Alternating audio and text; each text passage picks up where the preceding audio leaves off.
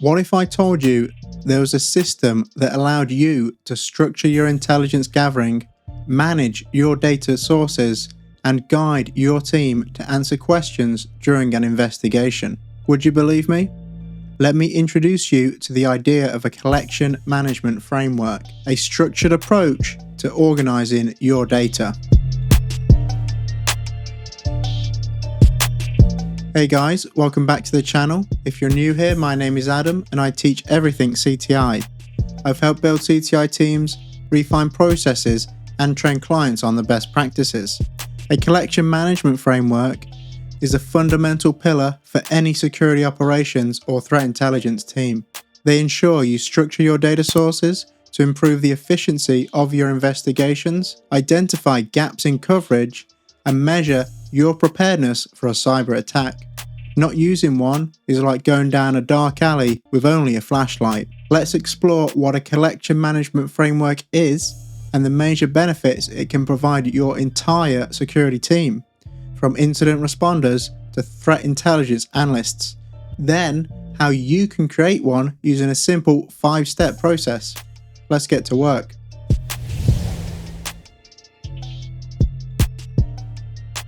A collection management framework, or CMF for short, is a tool for identifying data sources available to you and what questions you can ask from them, including where to ask these questions and how far back you can ask them.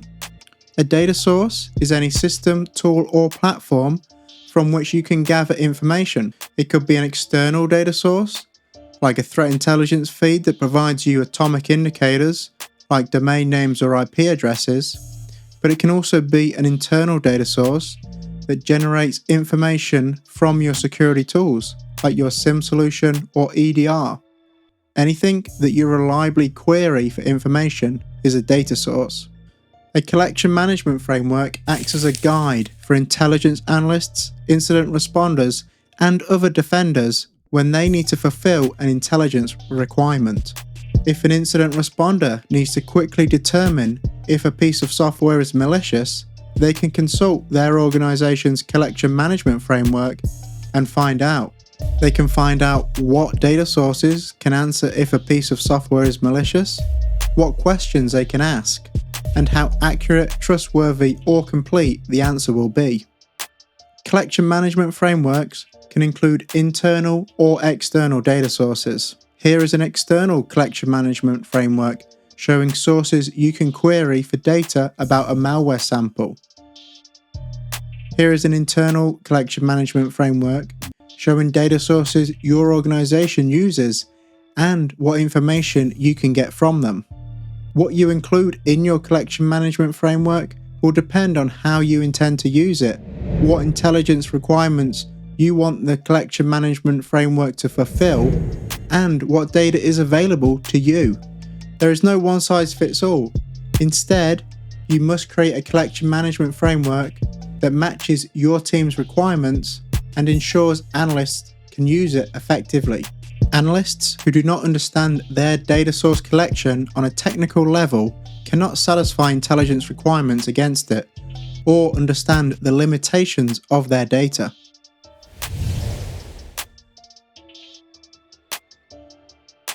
But why bother using a collection management framework in the first place? What are the tangible benefits they actually provide you besides getting more use out of Microsoft Excel? Collection management frameworks provide several key benefits. Let's take a look at each of those. Structure. They allow you to structure your data sources and questions you can ask of them. Efficiency. They improve the efficiency of your investigations by providing a structured and centralized source to help analysts answer questions. Gap analysis. It allows you to identify gaps in data sources, what questions you cannot answer, and limitations regarding intelligence requirements that cannot be fulfilled due to a lack of data. Strategic planning. Collection management frameworks allow you to identify areas that need improvement, investment, or prioritization. They are a metric for preparedness. They help measure how prepared you are for various threat scenarios based on how well you can answer questions during an investigation or incident. So, how do you go about creating a collection management framework? Let's take a look.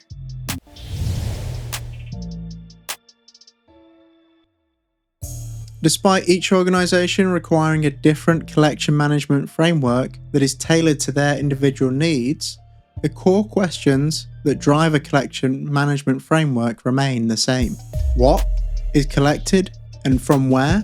How long should data be stored? What type of questions can the data answer? To answer these questions and develop a collection management framework, you can follow this excellent Dragos white paper outlining the 5 phases required to create and improve a collection management framework. These phases follow a life cycle that ensures your collection management framework is continually updated and improved. Let's take a look at each of these phases. Phase 1 is where you develop new requirements. To create a collection management framework, you must know what requirements it aims to fulfill and what questions it should help you answer. This can be difficult. Many organizations struggle to create these initial requirements because they fail to understand their business's risks fully. To form your initial requirements, there are several methods you can use. First up, you can interview business owners. Understanding the challenges these key stakeholders face will help you identify requirements specific to your organization. Number 2, you can perform tabletop exercises. These are risk-based scenarios where you play out how a real-world incident would unfold and how your organization would respond. This helps your incident response team identify what data is available and what will be required to effectively triage and investigate an incident. This enables you to fill out your collection management framework and find any gaps. Next up, you can consult existing documentation your organization has. Risk registers, asset inventories, and incident response plans can provide enough information to begin building your initial requirements. Last but not least, we have crown jewel analysis. This approach assesses what assets will have the most business impact if compromised. It allows you to spot assets, networks, or environments critical to business processes that must be protected at all costs. Identifying these gaps can help you create requirements for protecting them. Finally, we have threat modeling. A threat model identifies threats likely to impact your organization based on industry, demographics, threat landscape, tradecraft, technology, and other factors.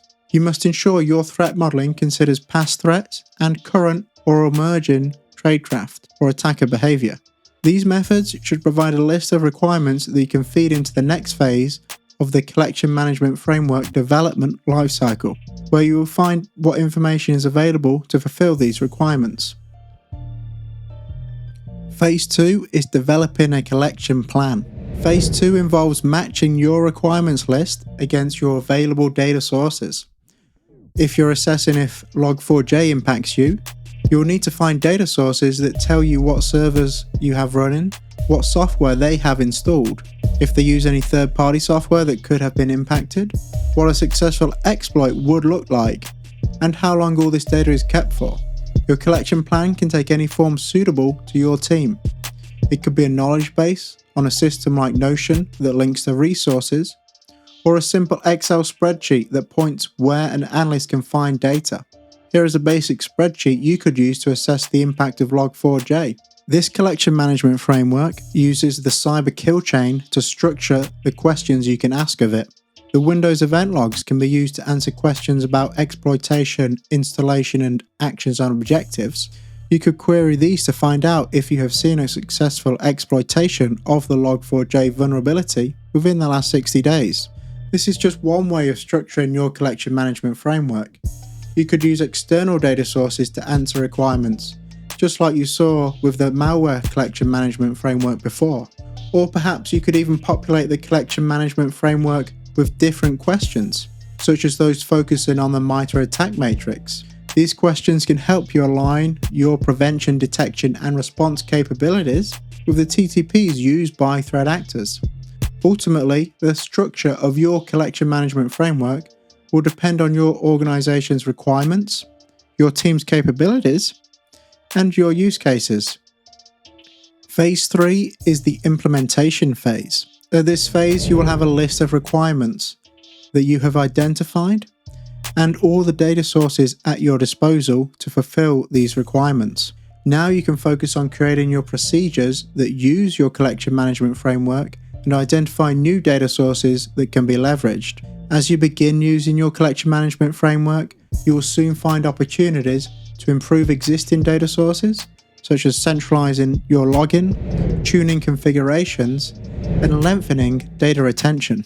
You will discover ways to streamline your existing data sources and make it easier for your team to perform their daily operations.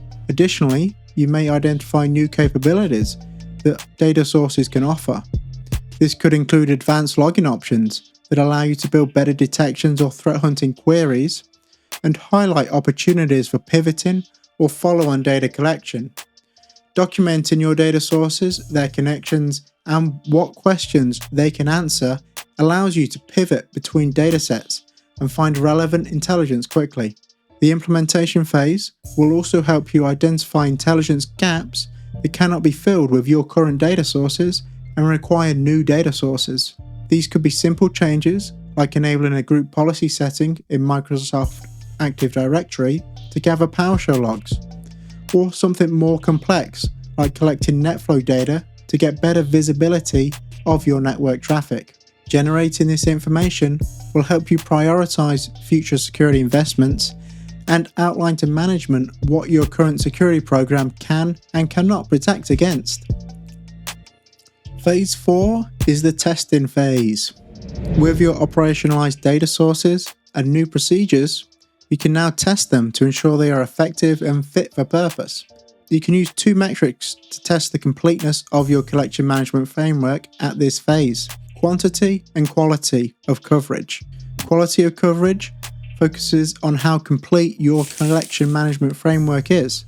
It allows you to accurately assess how much of your IT estate you have visibility over and where additional resources are required for protection and detection against threats. Meanwhile, the quality of coverage allows you to assess the quality of the data available to your analysts. How devices are configured will affect their attention time, completeness, and overall quality of the log data available. Your collection management framework needs to consider this, as it can limit the questions that can be asked. The test phase may lead to prioritizing additional security controls, extending visibility, and narrowing down the questions your collection management framework can answer based on organizational constraints, like your budget. We've made it to the final phase. Phase 5 is the update your collection plan phase. Your collection requirements and collection plan will grow. New requirements will be added as the threat landscape shifts, and new data sources will be added as your organization reprioritizes how they want to protect themselves. If you don't prune your collection management framework by continuing to review your requirements and data sources, it will become unusable and a mess. You must schedule time for this review and create procedures that share any changes with all the teams who use your collection management framework.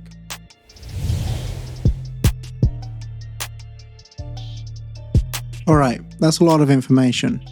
To help you get started creating a collection management framework, there are some practical recommendations. Firstly, split up monolith collection management frameworks. If your framework is becoming too big and hard to use, split it into multiple frameworks, focusing on specific use cases.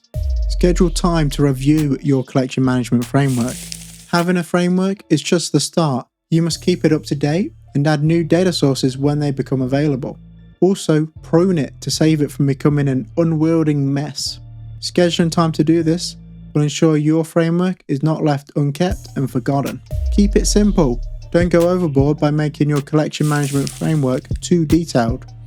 A framework is supposed to act as a guide that helps analysts answer questions and fulfill requirements. It is not a comprehensive knowledge base.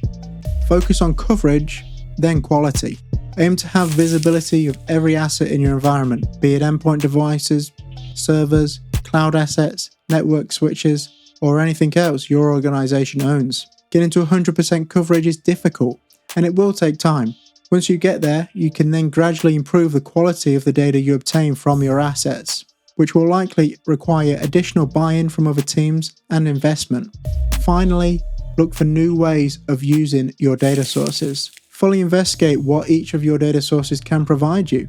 You'll be amazed at how much data you can get from fine-tuning configuration settings or adding new options you didn't know were available. Always read the manual.